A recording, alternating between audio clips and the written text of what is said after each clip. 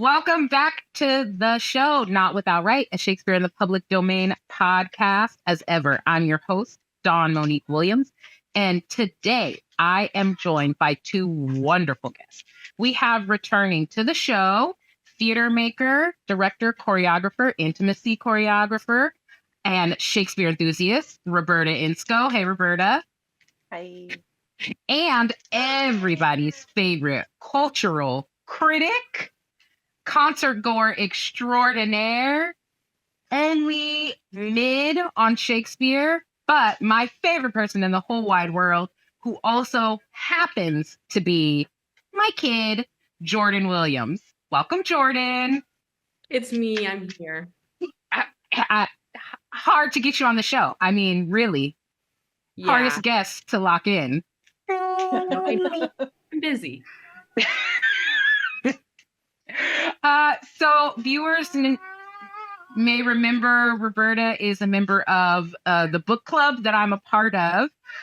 Roberta and Jordyn have their own separate but equal book club. And so the three of us have all read Sophie Duncan's Juliet. So we are gathered here today to share with you our thoughts and exploration of Dr. Duncan's Juliet and see where the conversation goes from there.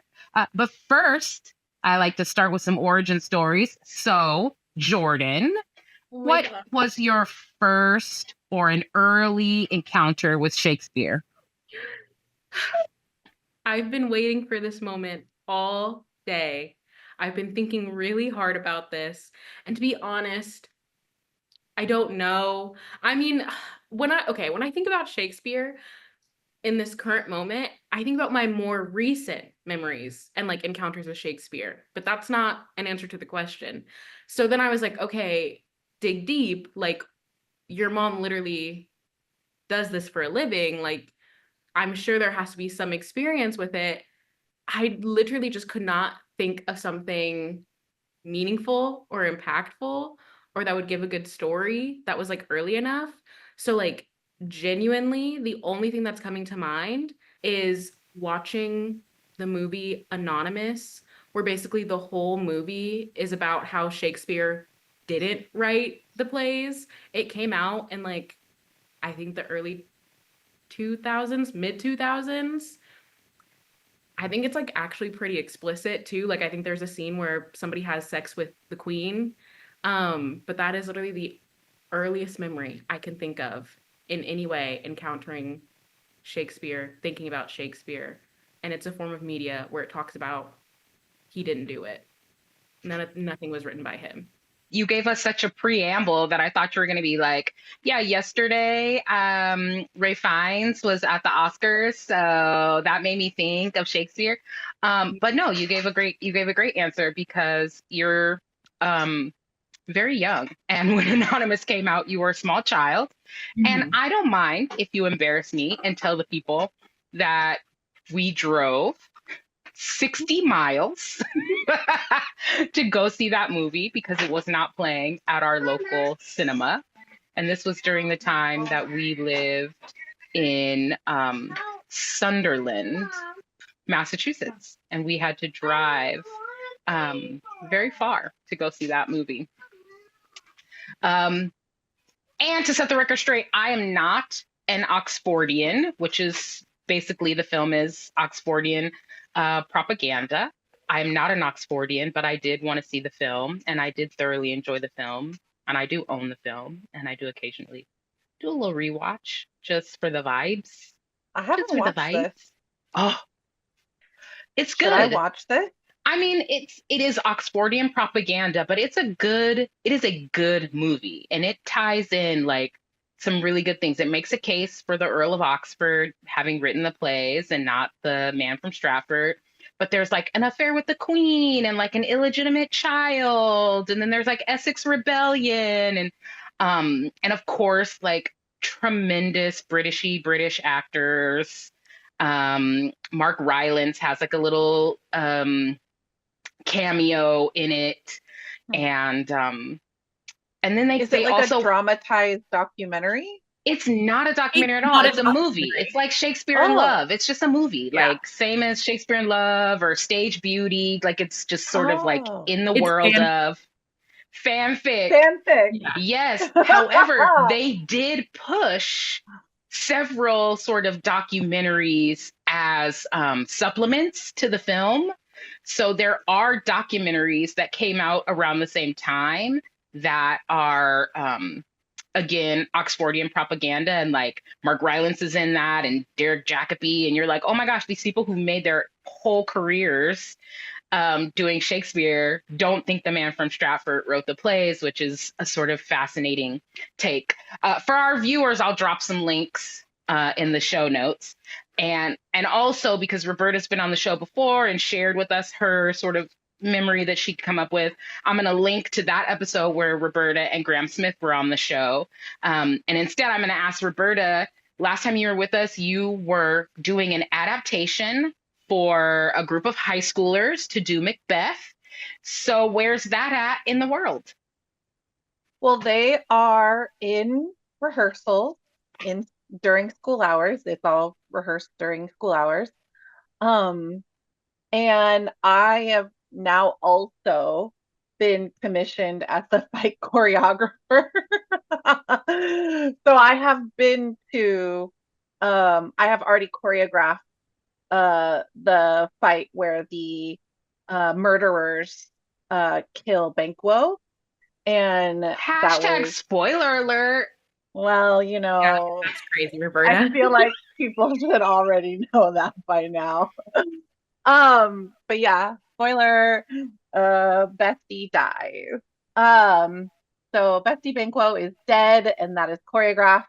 And then I have to still do some other scenes, but not currently scheduled for that. But the director, Lauren, she's feeling very confident with the adaptation. I've asked for feedback to see like how it's working for her class and for her students, and she's very happy and feeling confident. And when I was there, like I checked in like real casual with the students, and I was like, so how's memorizing going? Is it feeling easier or harder than you thought? Is the material feeling good or challenging? And they were like, so like, yeah, cool, chill, whatever. So are having a lot of fun though, based on the reports that I'm getting. Now I know you plan to do some work with some of your Belvoir students again. Last time you were with us, you talked a lot about all the webs of stage and your Troilus and Cressida. Do you think you'll tackle another Shakespeare this summer with them? Gosh, I would really love to. I don't know what the like excitement around Shakespeare with the like oldest campers is right now. But I did just have a phone call with my boss and friend, who's the theater department head, and he asked me like, do you still want to do Shakespeare? And I was like, yes, but it has to be minimum 8, ideally 10 students. I cannot go less. So it really just depends on enrollment. Okay, well, you'll keep us posted since you're due to be on the show every 4 to 6 weeks anyway. We'll check up with you when we have you back on. Okay. So, Juliet, which Jordyn knows I always call after Juliet, but it's Juliet, the lives and afterlives of Shakespeare's first tragic heroine by Dr. Sophie Duncan. That's the US title. The UK title is a little different. So, Jordyn, I think you picked this book up first. Why? I did pick this book up first. I found it in a Barnes & Noble. Well, first of all, I for sure judge all the books by their covers, and I just thought this cover looked so interesting. I mean, I'm sure we'll get into this later, but I'm really big into art, and especially like kind of more older looking art, not really modern. And this image kind of just reminded me of that. And then I am a known like Romeo and Juliet hater. You Like are.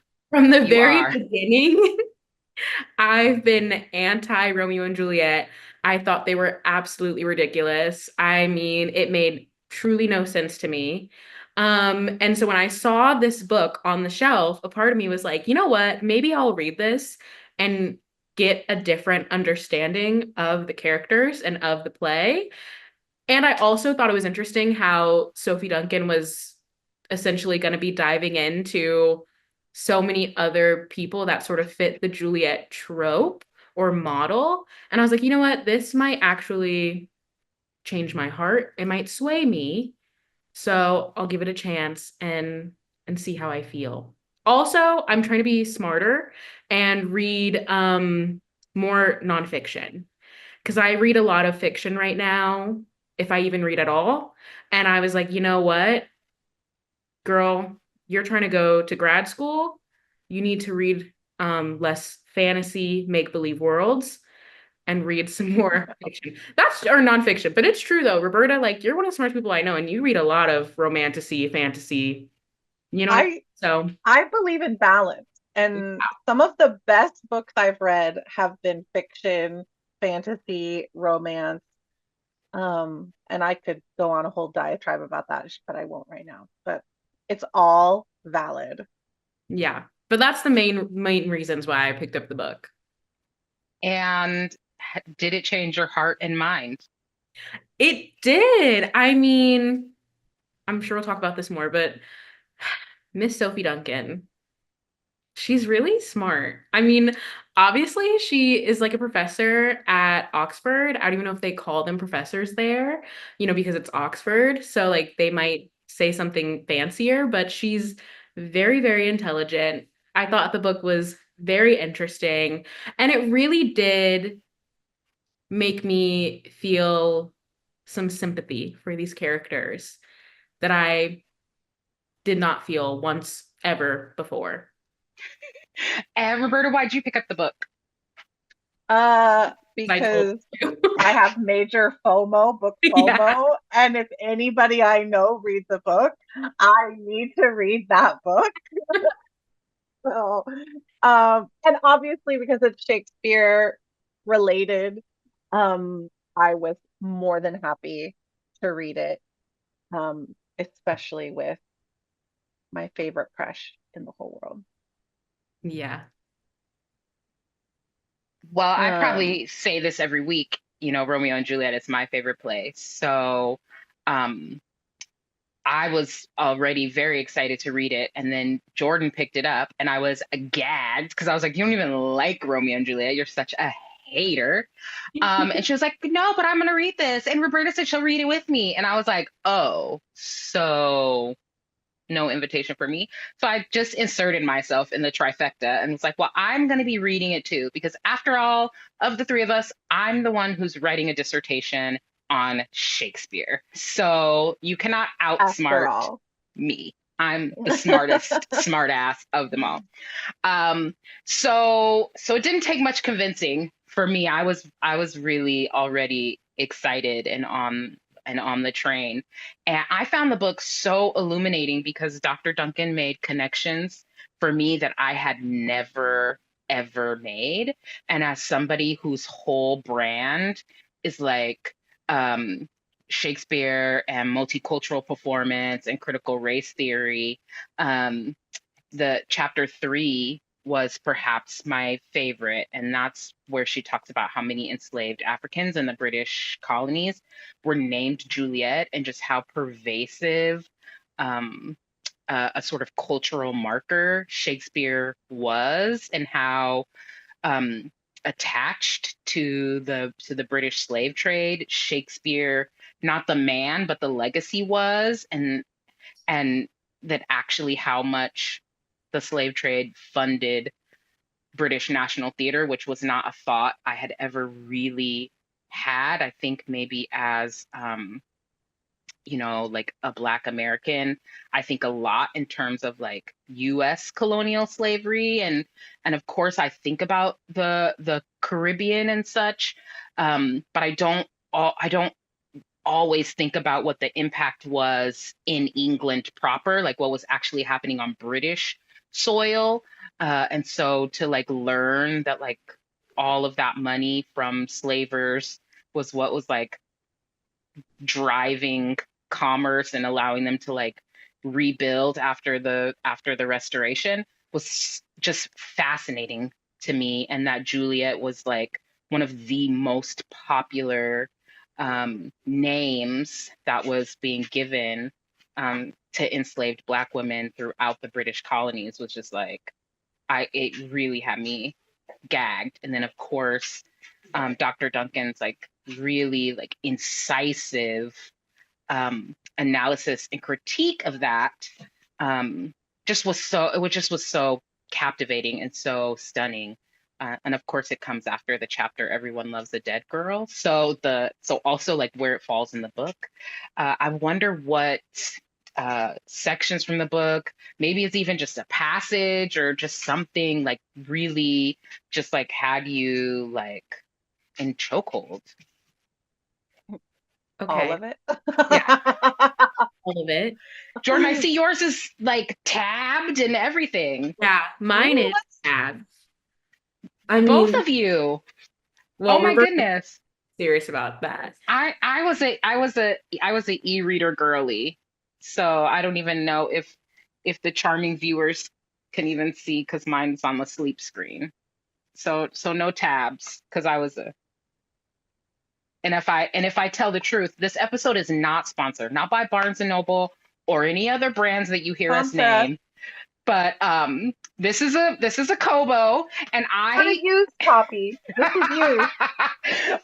This is a Kobo, and I read it as an ebook, but I also used Speechify to read it to me because I'm an audiobook lover. So I was like multi-pronged reading and listening at the same time. So, okay, earmarks, tab ladies, stick'ems, post-em-ups.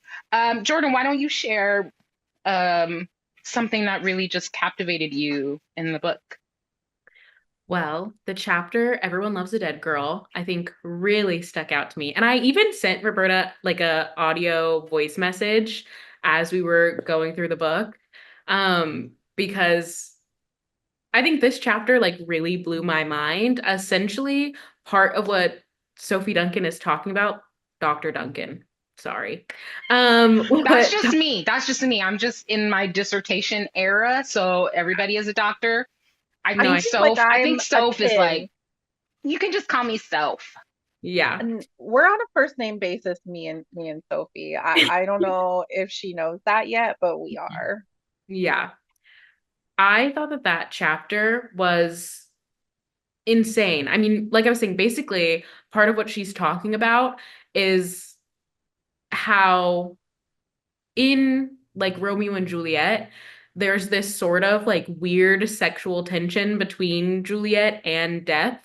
I mean, they constantly make references or comparisons between like Juliet being deflowered by Death, which I think is weird, but also maybe poetic. But it definitely was weird to read it in that way. And then she goes on in the chapter to talk about like famous female poets and how there was a whole fashion shoot where these models basically posed as these female writers and poets in the moments that they died. So I think one is like Virginia Woolf, and like the model's head is stuck in an oven because that's how Virginia Woolf took her own life.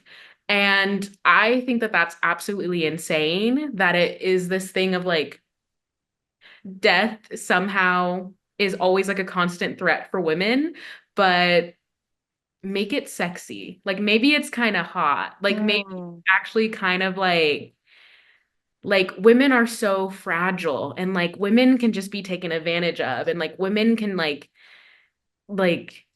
just be harmed, but like make it fashion and like maybe it's actually not that big of a deal. It's weird to me. It's very, very weird. Like I was thinking about that fashion shoot and I'm like, they would never do that to a man. They would never take these powerful, well-known men and then make a high fashion photo shoot sort of forever capturing the moment in like which they died, because that's just like disrespectful, I think, regardless. But also, you would never paint a man as like weak, I feel like, and in these moments, or vulnerable. And I feel like in these moments where they took these like female poets and writers, it's like, look at how crazy they are, and like look at how vulnerable they are, and look at how these rash decisions that they made. And it honestly feels like kind of like mocking, where it's like you're taking women's pain and women's threat of danger and mocking it and trying to like make it smaller, like it's not that big of a deal. And I think these are all things that Sophie Duncan touches on in this chapter, which was insane to me and just blew my mind. Roberta. Part of what my girl Sophie was talking about in that is like she refers to like violence being very masculine, that Shakespeare knew the appeal of violence and blood and how that could be sexy and especially enacted upon a female body, young female body, and how like for the time like that was so new.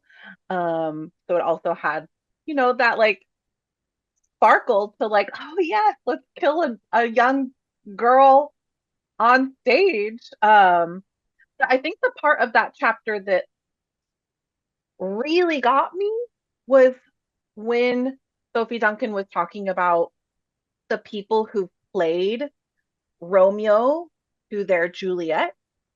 And like there's one where it's like a father played the Romeo to his daughter's Juliet. There was a lot of first actor references to who played the first Romeos. And there was like a quote that she said that really stuck out to me that was like, with every, so the men would use the character Juliet, create their own cut so that their Romeo stood out in a particular way. And with every cut, Juliet became less. So even though Shakespeare wrote this first tragic female character, a large role, very unprecedented for the time, the men who then subsequently adapted it for their own greatness to shine on stage lessened her and lessened her and lessened her even more, or treated their Juliet co-stars terribly. And that is the part where it's like, oh, we really use women, and she makes the point across the rest of the book that we really use women to society and male gaze's gain. And that's nothing new, unfortunately. But just the way that she approached that concept in the book and illuminated like kind of art, even how we still contemporarily treat women. And I'm just like, it was just, I love it. It's just so good. So it makes you so angry. Like I literally wrote in my margins, like, oh, angry still today. Like I was just writing expressions in the margins because I would just get so frustrated because it's like, yeah, this is it. This is truth. And then also the chapter, it was funny. Anyway, also the chapter where she was talking about Olivia Hussey, and I thought that chapter was really interesting. And of course, the kind of like media storm that really kind of wreaked havoc upon her as an actor. R.I.P. By the way. I mean, I know I it's know. months, but R.I.P. Yes. I'm interested in her biography. So, just planting that seed in there for us maybe in the future.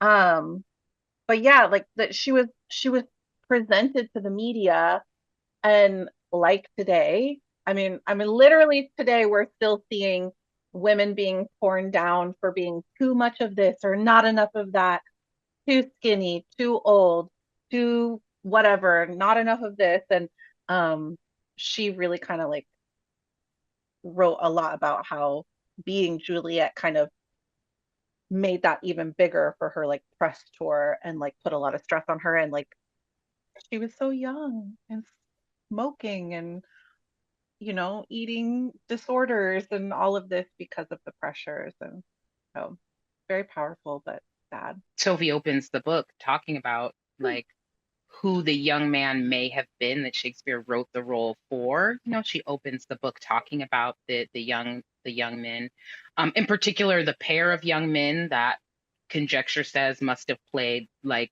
Rosalind and Celia together, or Helena and Hermia together. So what happened? That only one of them was Juliet, and like which one? So it's interesting that in Shakespeare's lifetime, the role was for a young boy always. But posthumously, since the Restoration in 1660s, like it's Juliet's been played by a long list of women.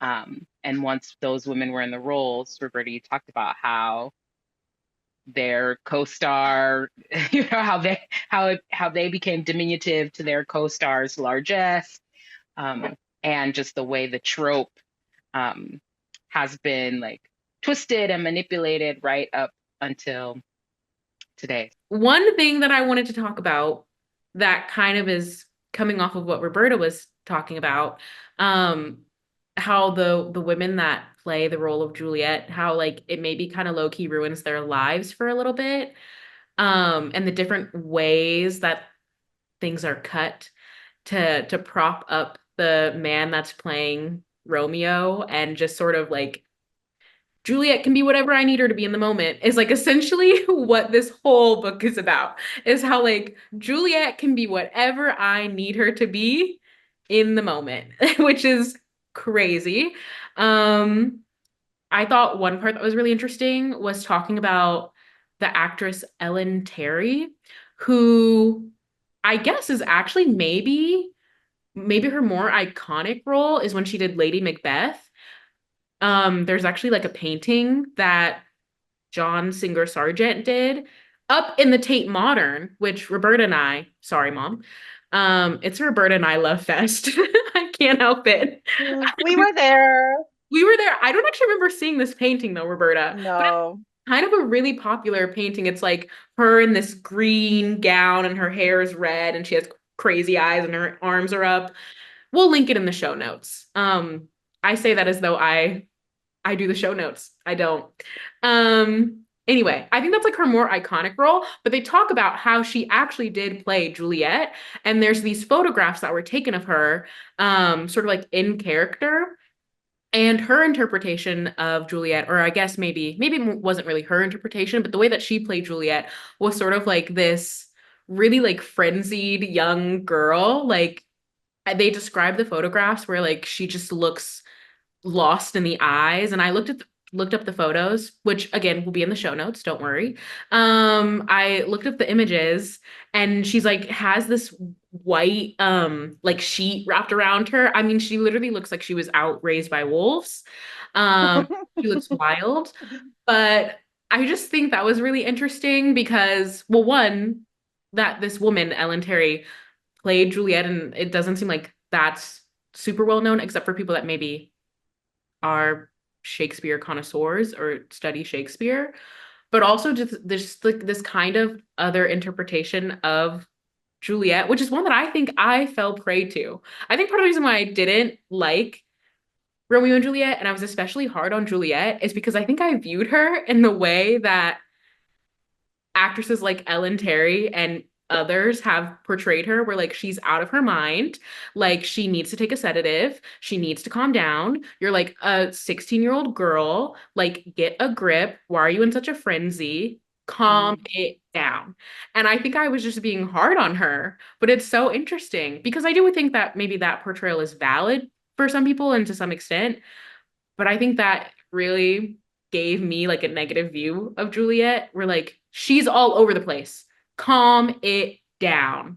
But like that was just one person's interpretation. Like there's so many other ways to do the role, and it makes me feel bad to think that like maybe those sorts of interpretations where like she plays this like lost girl or frenzied person is because that's just what the men at the time needed. That's just what they wanted. That's what they asked of the actresses, like to do that, to just make their Romeos seem superior or like for whatever reason. It makes me sad. I feel like I gave Yes. all a hard time. Like, I didn't know the cultural context, okay? This is why context matters. And history is important, okay? This is why history is important because I didn't know what was going on at the time. I didn't know that actresses were basically being like put into a box and shoved into a mold by their male co-stars just so that they could look cool. So, I'm sorry. Yes.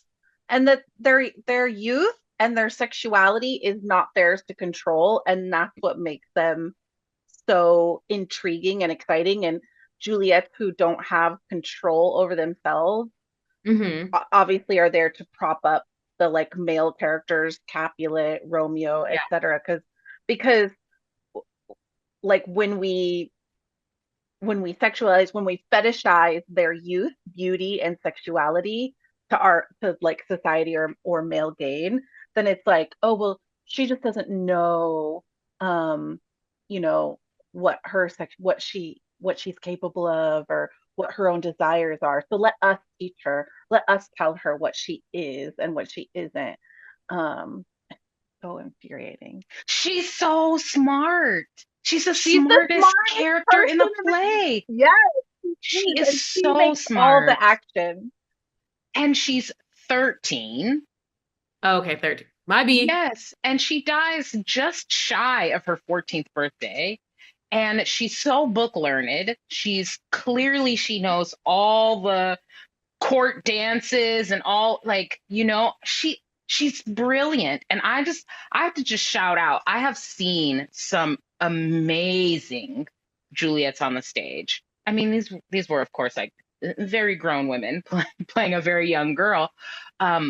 But they just brought her wit and intelligence, and yes, the little bit of naivete, that like young love, they just brought all of that there. And I think um we have to remember, I mean, like, Juliet is the equivalent of like a latchkey kid, right? Like, her parents are just absentee. Like Pops is like caught up in this feud and moving and shaking, and he's like trying to make things happen, man, about town. And like, clearly her mother is like not interested or not emotionally mature enough or capable of like being a very present maternal figure, probably because she was She was a married and child bride pregnant herself. at 13 too.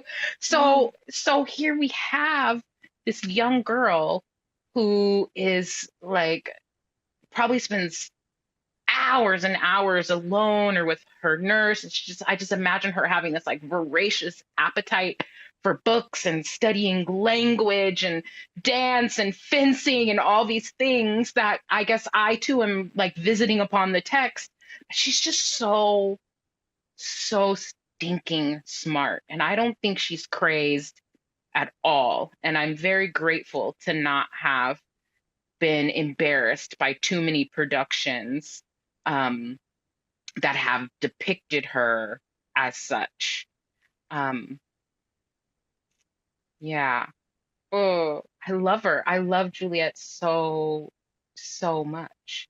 I just think she's a genius. I just think she's such a smart, brilliant character. And I think technically, I probably should have looked this up before I about to say this on a recorded podcast, but I'm pretty sure she has more text than Romeo. There's like a whole quarter of the play where he's like disappeared in freaking Mantua, and Yeah. she's like trying to like make deals with the friar and all this stuff to like escape having to marry Paris or get put in a convent. So I'm obsessed.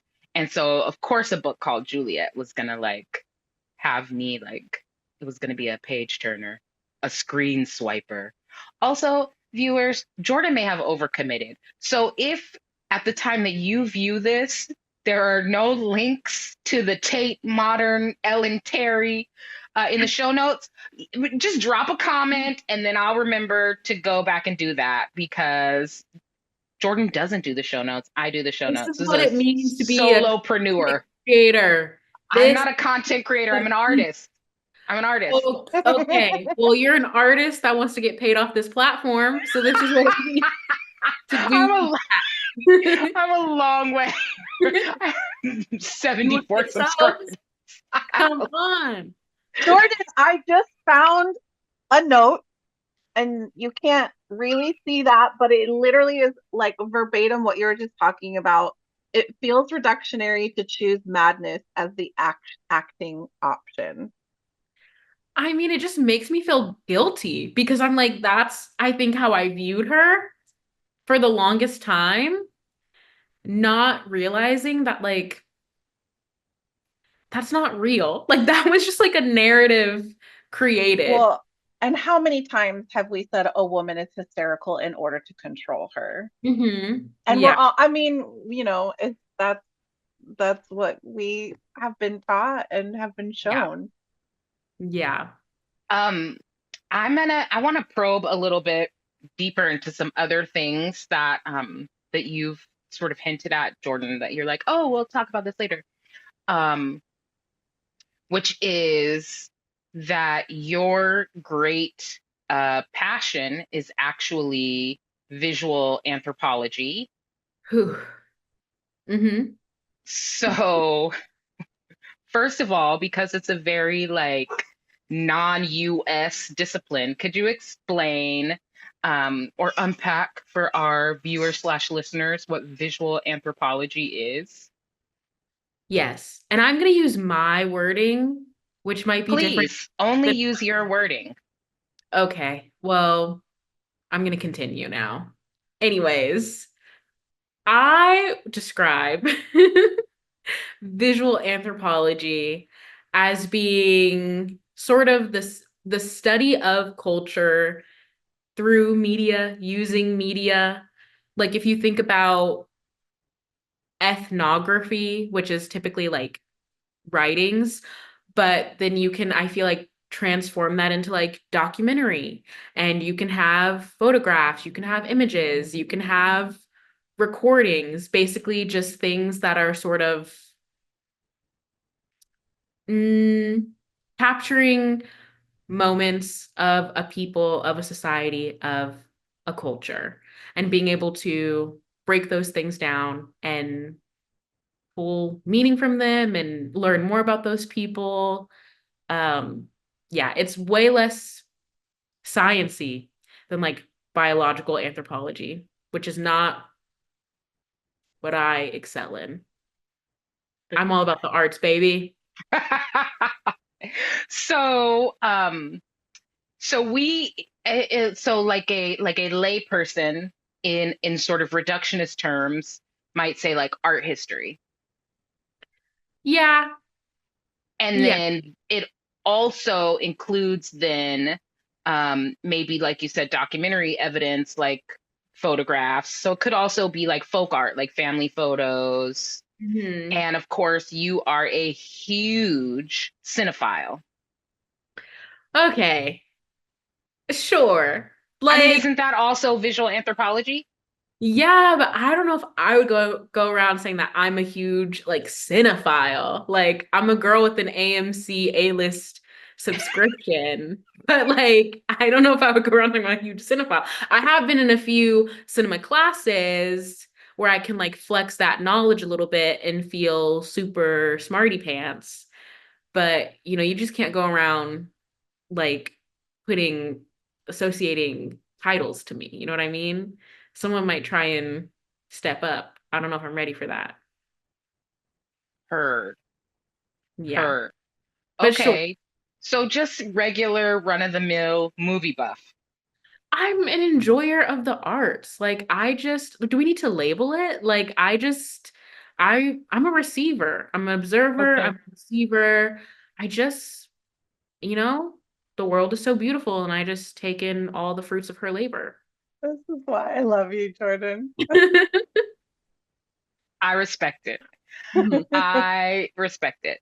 So you talk about this Ellen Terry portrait that you saw at the Tate Modern.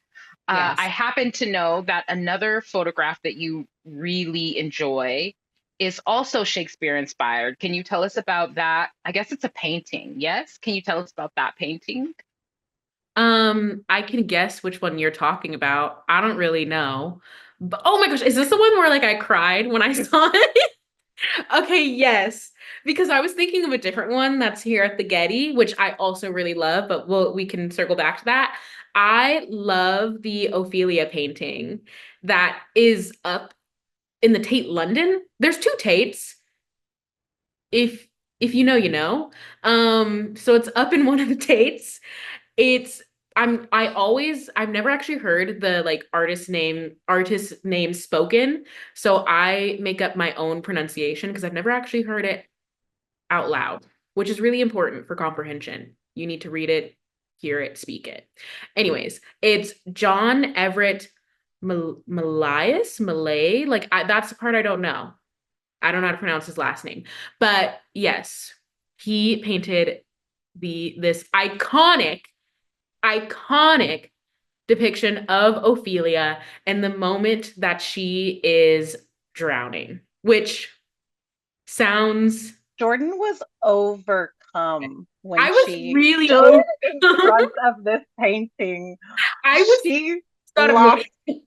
I mean, and I've been there, like I get it, but like Yeah. she was overcome. I was very emotional. I love this painting. I don't know.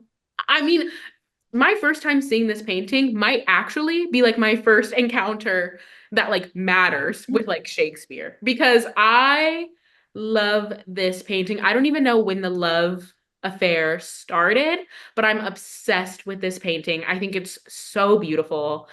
I think it's just like it's gorgeous. I mean, the depiction of Ophelia, which again, in a moment where like she is dying, like the girl is literally, I don't know the actual like text in the play because I've never read it, but I think like there's like some description where like her dress is literally like taking in the water, like her dress is getting heavy with the water, and it's like literally that moment. She like has flowers in her hand, but her grip is loose, and so they're starting to like go down in the stream. Like, I love this painting. I think that answered your question. That is the one I was thinking of. Yes. Yes. Uh, Roberta, I happen to know that you also had a sort of Shakespeare uh, earth-shaking moment on this trip you and Jordyn took because she sent me a little sneaky text. Oh yeah. So, At the Globe, right, Jay? yeah. Yeah. I literally texted her saying Roberta is crying. You know, we took a like impromptu took a tour because we had tickets that night to see As You Like It, and we were like in that area of town, and so took a little daytime 11 a.m. tour. And like the docent was cool and whatever, but I feel like the moment that I touched ground in the center and like touched the stage, and I looked around and I was like, oh my God, thinking about all the like artists who've passed through here, patrons of the art. I just felt so powerful, like being in this place where millions maybe of people have been So that have what? I said this is so woo-woo. I felt so powerful. Oh, I know. When I got goosebumps and I just was overcome, and I was like, it was just a moment where I was like, yes, I feel connected to these people and I don't know them. And I don't know what it meant. I don't know what message it was sending me. Right place, right time. Or I was really tired from 24 hours of travel over and over and over and over again in Europe. Maybe all of the above. But I felt really connected I remember like feeling the like rush of emotions, and my back was to Jordyn, and I remember thinking like she's gonna roast me so hard. But she was very supportive and then roasted me via text. Yeah. Jordyn, what's the painting at the Getty? Okay, Yeah. so the painting at the Getty is by one of my favorite artists, Artemisia Gentileschi, who I love so much. Um, Female painter. I'm obsessed with her. She don't get distracted, Jordyn. Let's stay on task. Anyways, the painting Speak at the it. Speak Getty, it. the painting at the Getty that she did is you taught me how to say this, Mom. Lucretia. How do I say it? Lucretia?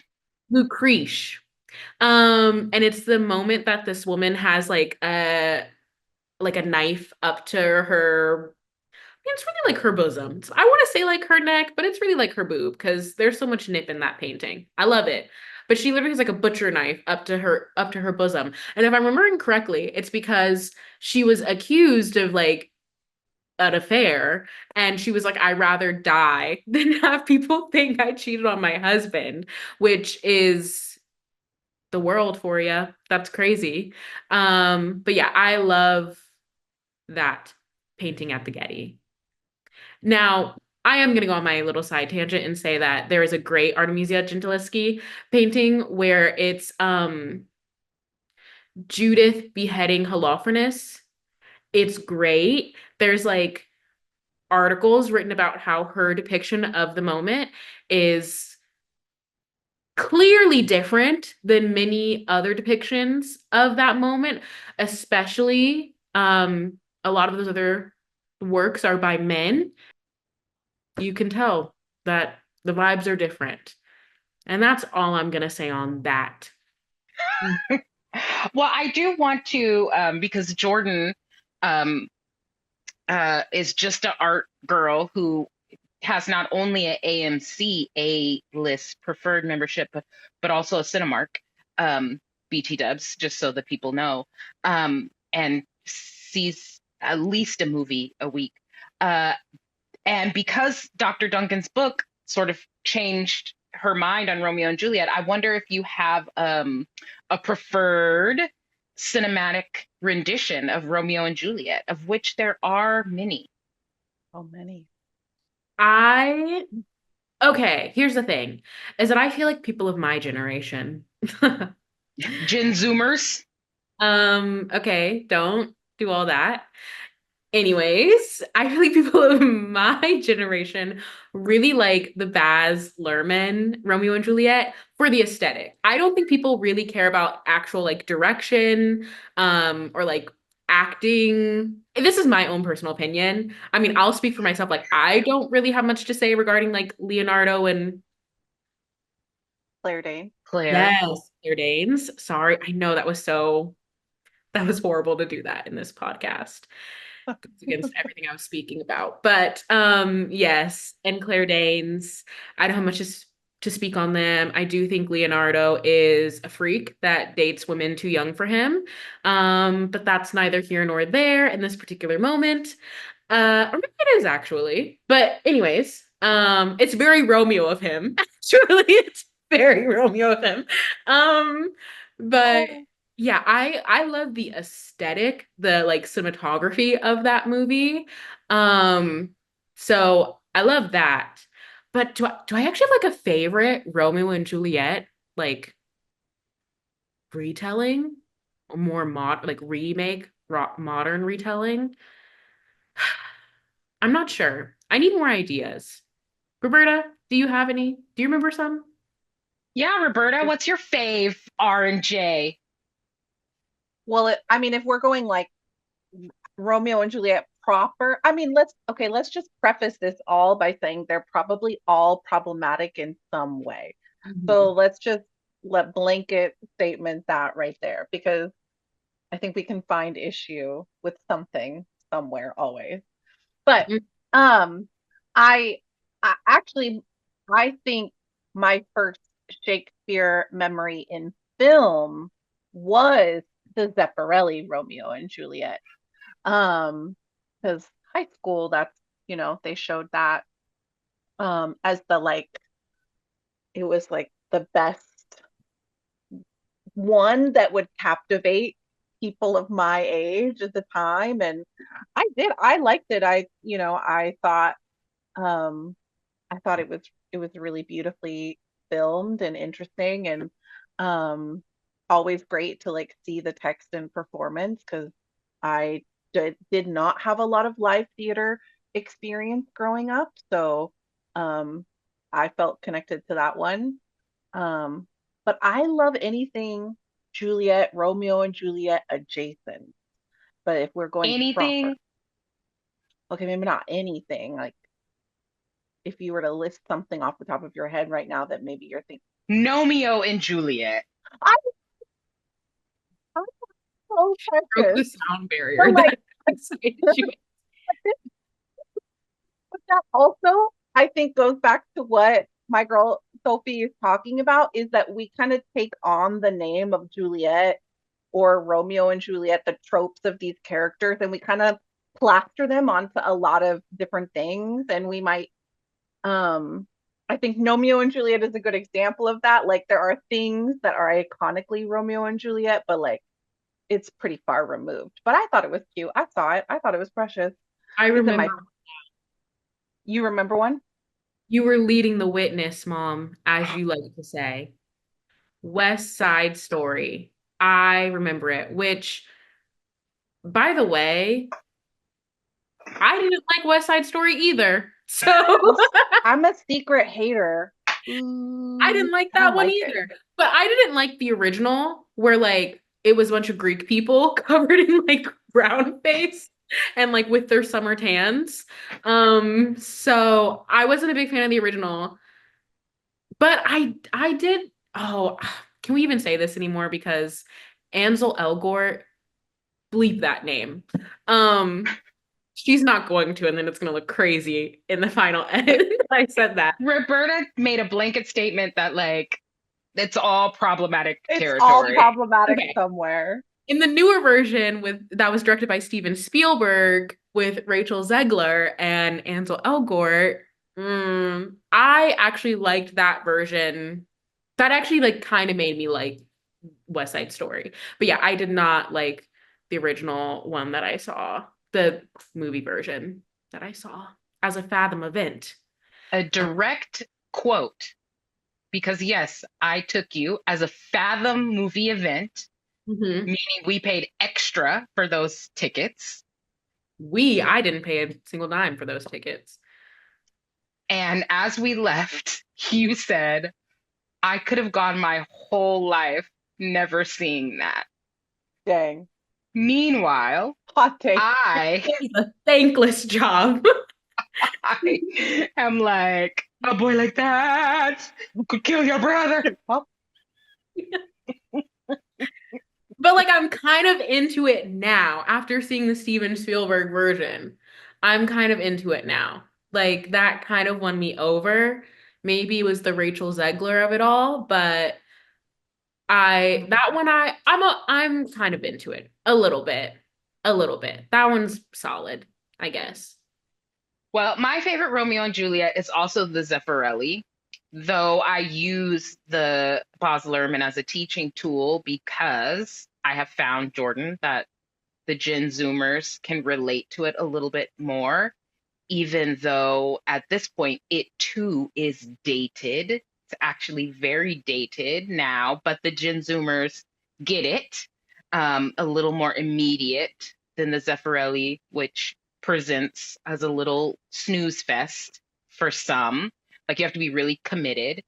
But in what was it, like 2013, there was that Julian Fellows one, and Haley Steinfeld I thought was so stinking cute in that. I thought she was so great.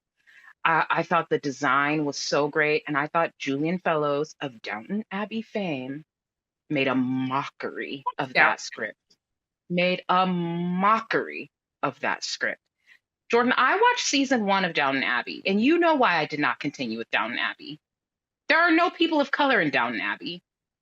Okay. No time in history has London been all white. That's ridiculous. Why on earth would there be no people of color on Downton Abbey? Yeah. Well, racist.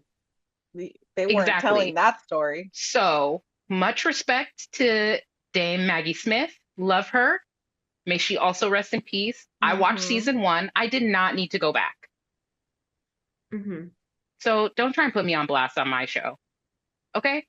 Julia Fellows of Downton Abbey fame made a mockery of the Romeo and Juliet script for that screenplay, even though it was visually stunning. And Haley Steinfeld was just the sweetest little thing. She was giving a young Olivia Hussey, actually. Then true Shakespeare diehards know this, but like in the 80s, BBC like recorded all the plays. And there's a BBC one where Alan Rickman plays Tybalt. Now it's hard to sit through the whole thing because it's like 80s TV studio quality. Like it's not even like a film, it's like 80s TV soundstage quality. But Alan Rickman is Tybalt. So good. So good. So if I could like cut and paste like various different performances from different versions to like craft my own, I might could do that. It's still my favorite play. And so I'm still gonna watch all the Romeo and Juliet, Rome's and Jules, which was the hip hop rap version. It was not great. Very not great. But I'm still a stan. You know what TV show Star-Crossed? Oh, I know it, yeah. Yeah. It got canceled. It got canceled prematurely. But I was into it. I actually was like It's vibing. aliens and humans. It like, was giving yeah. Roswell meets Romeo and Juliet. And I was into it. It was like, it was a vibe. It was a vibe. Yeah. It was giving Roswell meets Romeo and Juliet, and I am a fan. I am a fan. Jordyn, what are some of your other like Shakespeare movie picks? She already knows what I'm gonna say, Roberta.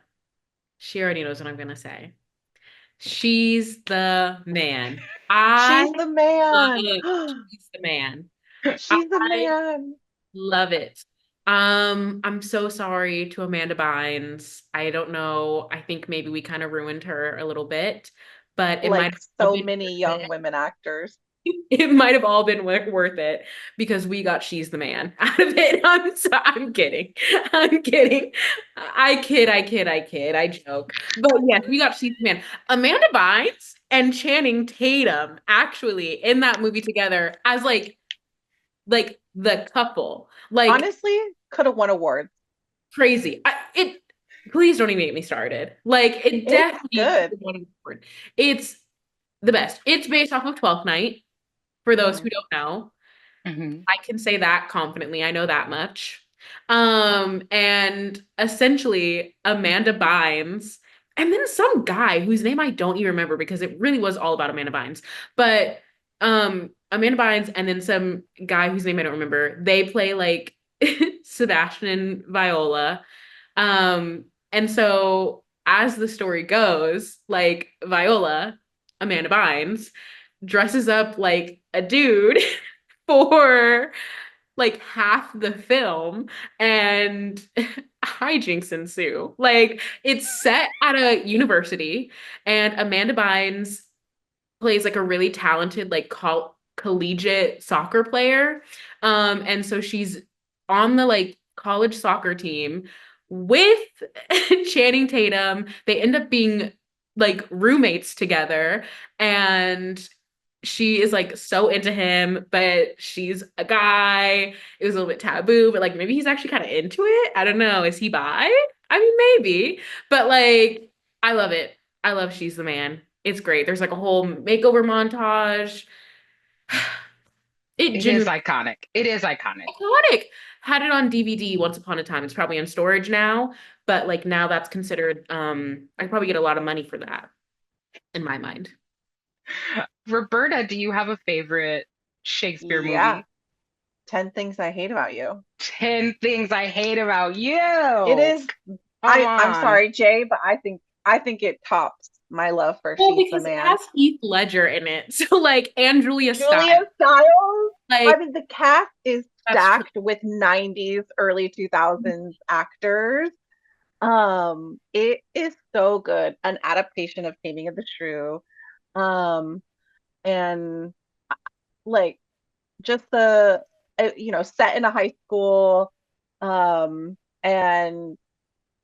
I just like the scenes, the script. Heath Ledger singing in the football.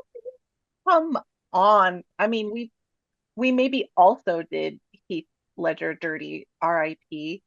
Like we do not treat our stars well, I don't think. no. But iconic. I think Julia Stiles' finest acting. I think you're actually right. I think you're right. Or in what's the one? The dancing movie with Save the Last Kerry Dance. Washington. And she wears a No, headscarf. I no, it's also not. want to remind you all that Julia Stiles played Desdemona in the film O, opposite Mekhi I have Phifer. seen that one. I have seen that one. And I have she seen that. played Ophelia in the Ethan Hawke early 2000s Hamlet. I've seen it. I just think this is the top. This is it. Like this is the cream. Like if it was someone asked me favorite film, like I'm feeling like emotionally it could be it. It like surpasses like it isn't even just like, oh, best like modern retelling of Shakespeare. It's like best movie ever. Like it's in Ever. that Yeah. category. I feel the same about She's the Man. It's pretty iconic. It is iconic. It is pretty iconic. Also, can I just say that O feels racist, so I've never felt comfortable with it. Well, because the play that it's based on, Othello, is steeped Yeah. in anti-Black It was racism. like, why must this beautiful man kill white woman? Why they have to do us like that? I don't like it here. Well, recreationally, I teach like Shakespeare on film, so I have some faves that are like closer to the words Shakespeare wrote than these particular hot takes that I don't even know. So it's very problematic. It is very problematic, but y'all, I love that Al Pacino Merchant of Venice. I just think it's so beautiful. It's so good. He's so compelling in the role. The like mise en scène, the visual design, it's just so stunning to watch. Like I feel like it captures the Rialto so like sumptuously, and like Jeremy Irons is in it, and the Baby Fine's brother is in it, the same one that played Shakespeare in Shakespeare in Love. Also yeah, so top. I really love that particular production of Merchant. If we're going like more like if we're thinking like Shakespeare in Love, which I also love and I love hard, I also, another Claire Danes title, so wild, Stage Beauty. I love it so much. I'm so obsessed.